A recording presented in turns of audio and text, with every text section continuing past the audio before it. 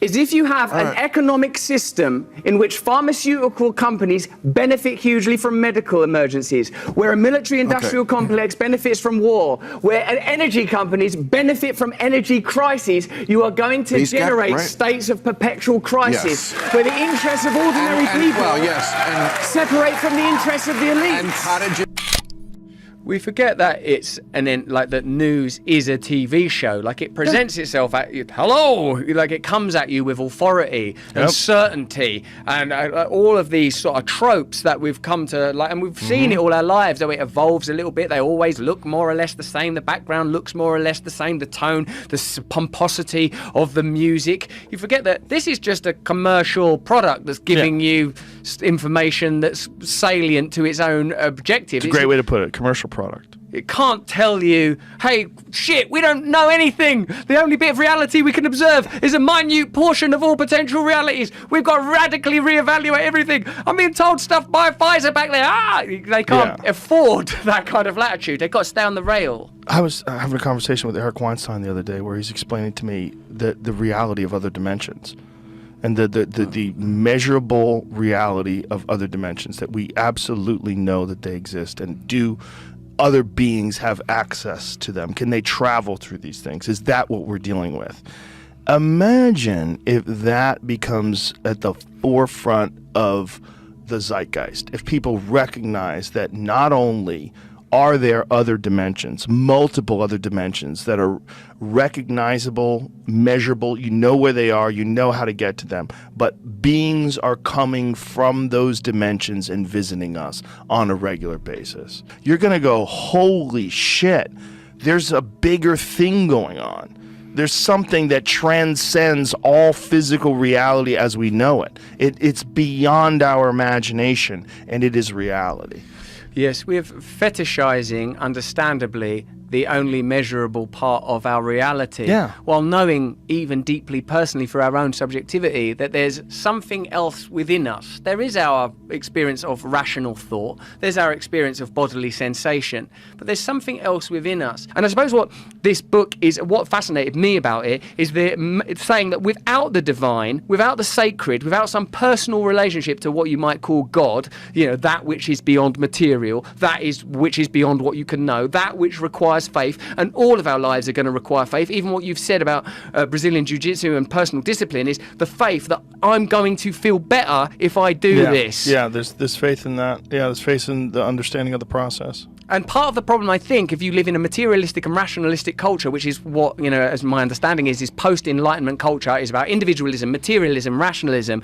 If you accept those as the driving ideas, then in the end, the only things that matter are the things that you can measure. And there's no doubt that science, technology, medicine are marvelous, magnificent tools, metrics, ways, lenses for observing the miracles of nature and the cosmos. But when they start to drive economic models, you can't make the same claims for objectivity. W.B. Yeats, the Irish poet, said each artist must create their own religion, and I feel like in a culture where there is no discipline, religion, ideology other than your role is to be a passive consumer, to consume information, to consume product, to not question, then almost every individual has to have like, right, this is what I believe in, this is who I am, this is how I'm going to make my life. Now I don't mean this in an individualistic way, because otherwise then you've unconsciously fallen into one of what I believe is the unspoken ideologies of our time: materialism, progressivism, individualism.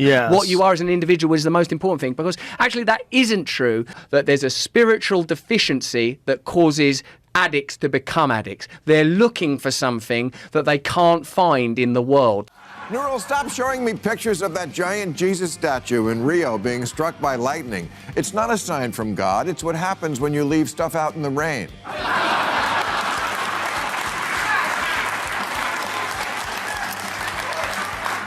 And it's Jesus, not Frankenstein. No matter how many times it gets zapped with electricity, it's not coming back to life. And I live in America, where Jesus is already too much of a lightning rod. John, I've not known you long, but I love you already. But I have to say that it's... It's disingenuous to claim that the biases that are exhibited on Fox News are any different from the biases exhibited on MSNBC. It's difficult to suggest that these corporations operate as anything other than mouthpieces for their affiliate owners in BlackRock and Vanguard. And unless we start to embrace, and also, mate, like just spiritually, if I may use that word in your great country, we have to take responsibility for our own perspectives. I've been on that MSNBC, mate. It was propagandist nutcrackery on there. I went on a show called Morning Joe. It was absurd the way they carried on. Good Morning Joe. Yes. Yeah, I don't know what it was. It wasn't morning. There was no one called Joe there. No one could concentrate. They didn't understand the basic tenets of journalism. No one was willing to stick up for genuine American heroes like Edward Snowden. No one was willing to talk about Julian Assange and what he's suffered trying to bring real journalism to the American people. And I think to sit within the castle of MSNBC throwing rocks at Fox News is ludicrous. My friend, Make MSNBC better. Make MSNBC great again. My friend, I would. The moment. Fight them on a territory you can win on, Joe. Russell, darling, the moment that you give me a specific example, an actual example. Okay, I'll give you one. Just wait. Wait. Just we need a specific example. Let me tell you what the specific I'd like to hear. I'd like to hear a specific example, specific example of an MSNBC correspondent or anchor being on television saying something they knew was false and we're saying behind the scenes to people, I'm about to go out and we know that the election wasn't stolen or something equivalent. Example. But I will go out on television and say the opposite. I will lie. When's my answer?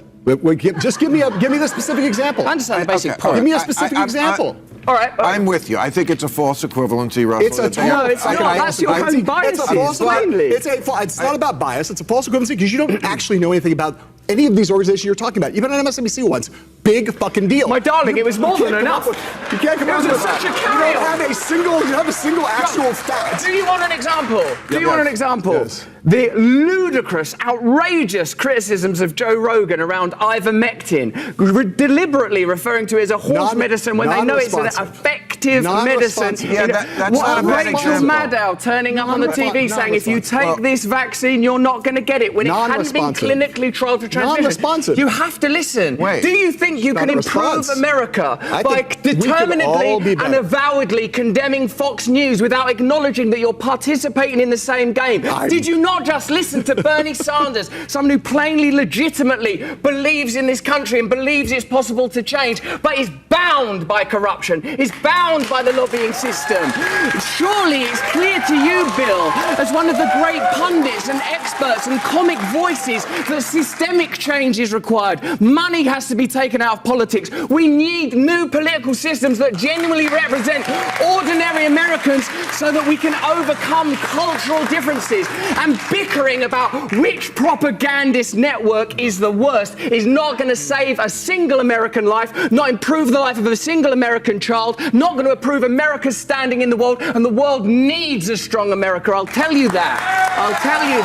So you have an obligation, a duty, not to condemn these people. Klaus Schwab, the WEF, the WHO, all unelected globalist bodies to which some extent you pay for through your hard-earned money. But the good news is the only thing they care about is your health, helping you to get through pandemics, to get through various crises. This isn't about surveillance, and at least there's no terrible, dark plan to observe even your innermost thoughts. Klaus Schwab at the WEF openly discussed new technologies along with an agenda to observe and track human thoughts. You're not going to believe this, I don't believe this, but sadly, it's true. Let's get into it. Can you imagine that in 10 years when we are sitting here, we have an implant in our brains, and I can immediately feel, because you all will have implants, and we measure your brain waves. Klaus Schwab, the old Santa Claus Nostradamus, is always predicting somehow things that will happen in the future. Well, this is no different. The annual World Economic Forum gathering has always been a testing ground for some ideas that normalise all kinds of mass surveillance and sometimes extremely privacy-invasive technologies. I don't like to pry. And monitoring people's brain activity, including via implants, was one of the technologies presented at an event in Davos this year by Duke's University professor Nita Farhani. Brain implants are not new in and of themselves and are used in medicine to treat some serious conditions. However, the kind brought up here at one point are the ones to be put into healthy people. Oh. Decoding complex thoughts is already possible, Farhani said during her Ready for Brain Transparency talk at the WEF Summit last month. I don't think I am ready. You thought you were ready. Oh. And the tech is now also able to reveal the degree of stress somebody is experiencing, as well as what they are paying attention to. Stop looking over here, Davos. Look over there at those insects and maybe eat some. So the goal is to know what or how a person is feeling and what they're thinking and what draws their interest. That couldn't be a problem if it fell into the wrong hands. Why don't we look at whose hands it's going to be falling into? Klaus's hands. Let me put down my pussy blanco and pick up your brains. First off, a video. It's going to make you see the future and understand a wonderful future where we can use brainwaves to fight crime. Yeah, you've got to fight crime. If someone's thinking about crime, surely there's nothing wrong with stopping them, because no one ever thinks about doing something and then doesn't do it. So just arrest them. That's not already the plot of a major Hollywood blockbuster. Fight crime, be more productive, and find love. Also, find love in prison. Even you can't believe how productive you've been.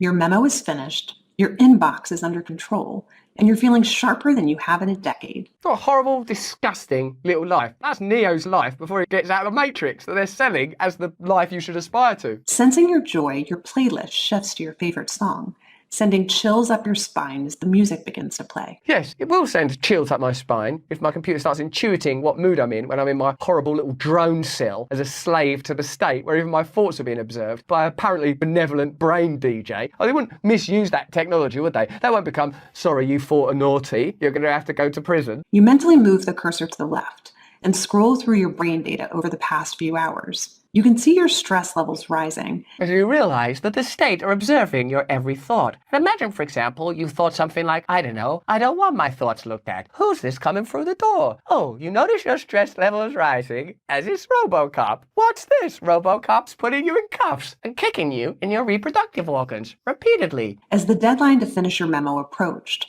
causing a peak in your beta brainwave activity. Science is obviously radical and wonderful, but science as a subset of late corporatism, capitalism, and globalism is a terrifying proposition because once that's alloyed to the surveillance and ability to regulate and control, which we witnessed to a degree in the pandemic, that's not going to be good for you. You're not going to be leaning back, relaxing, querying what your brainwaves meant. You're going to be in prison. But what's that unusual change in your brain activity when you're asleep? It started earlier in the month. What's this that happened to me last night? Oh yeah, I was looking at the day's earlier brainwaves. I've been trapped in a loop, a steinographic loop of looking at data, never experiencing joy. That must have been where I thought about making love. That was a bit where I thought about flying a kite, being outside, being connected to reality, the limitless consciousness that connects all of this, and that artificial intelligence can never replicate because its beginnings are beyond human contemplation and you have to turn inward and recognize a divine life. RoboCop! You are under arrest. That is too much spiritual contemplation. You send a text message to your doctor with a mental swipe of your cursor. Could you take a quick look at my brain data? Anything to worry about? Yeah, you've given up your freedom. Your mind starts to wander to the new colleague on your team, whom you know you shouldn't be daydreaming about, given the policy against intra-office romance. Oh, that's interesting. They can use it to underwrite policies and potentially control you. You shouldn't be dreaming about an inter-office romance. That's why we've attached these nodes to your reproductive organs. But you can't help fantasizing just a little. I think I'm in love with Paul.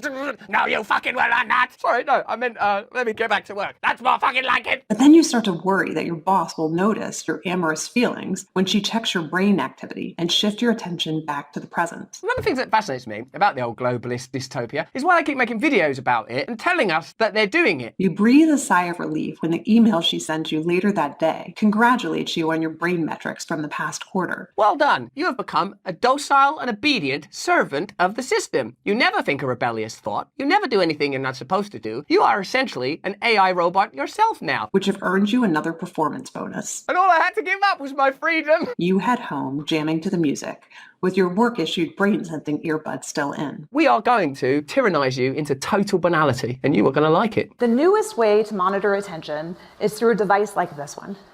These are ear pods that are launching later this year.